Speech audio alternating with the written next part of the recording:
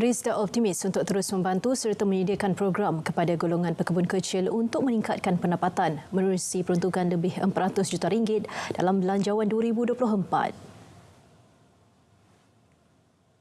Fokus kita adalah mengenai tanam semula getah, lepas tu pengeluaran hasil getah matang, dan juga fokus yang ketiganya adalah agro makanan. Walaupun macam-macam kita fokuskan, tapi 3 fokus utama ini akan dilaksanakan oleh Rizda.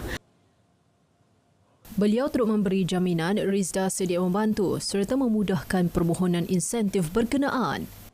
Ada setengah pekebun kecil, dia tak tahu macam mana nak claim, macam mana nak uruskan. Yang itu Rizda akan pastikan, Rizda akan memudah carakan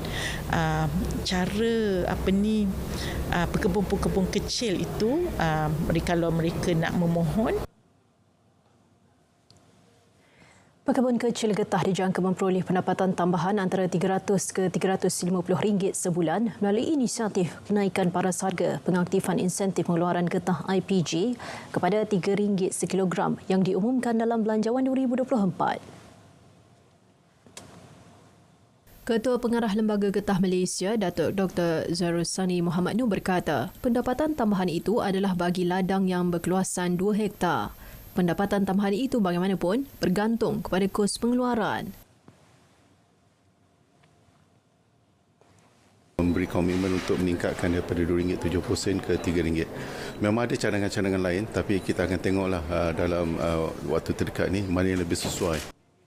Pada waktu ini kalau kita lihat dengan keluasan lebih kurang 2 hektar, mereka boleh mendapat lebih kurang RM1,900 sebulan. Ini adalah untuk kategori penoreh dan pemilik. Dengan IPG, purata peningkatan jumlah pendapatan kumpulan sasar boleh meningkat daripada RM1,900 kepada RM2,000 sehingga RM2,500 sebulan bagi kategori penoreh dan pemilik. Kenaikan paras harga pengaktifan IPG terbaru ini merupakan hasil semakan kali kelima sejak 2015 dan memberi manfaat kepada lebih 270,000 pekebun kecil getah yang layak. Penerima Bantuan Sewa Rumah Lembaga Zakat Selangor LZS yang menerima sistem pesanan ringkas SMS diminta segera mengemaskini maklumat penyewaan secara dalam talian sebelum 18 November depan.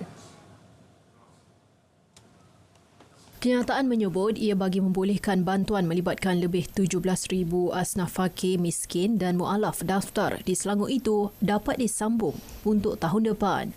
Asnaf yang terlibat akan menerima satu pautan melalui SMS dan perlu mengikuti langkah yang dinyatakan bagi mengemaskini maklumat pemilik rumah sewa, kadar sewaan semasa serta kaedah pembayaran sewaan.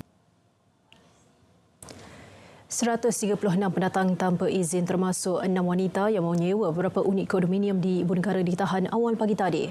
Serbuan Jabatan Imigresen itu hasil resikan serta aduan awam yang mendakwa angka warga asing terlalu ramai hingga menimbulkan kebimbangan. Ketua Pengarah Datuk Roslin Yusof berkata kesemua parti berkenaan dari Bangladesh, Indonesia, India, Nepal, Pakistan dan Thailand telah melakukan kesalahan termasuk tinggal lebih masa dan tidak mempunyai dokumen perjalanan. Pemilik rumah serta pengurusan kondominium juga akan dipanggil bagi mengenal pasti sama ada rumah berkenaan disewa majikan atau warga asing itu sendiri. Beliau turut memaklumkan kondominium itu pernah diserbu sebelum ini.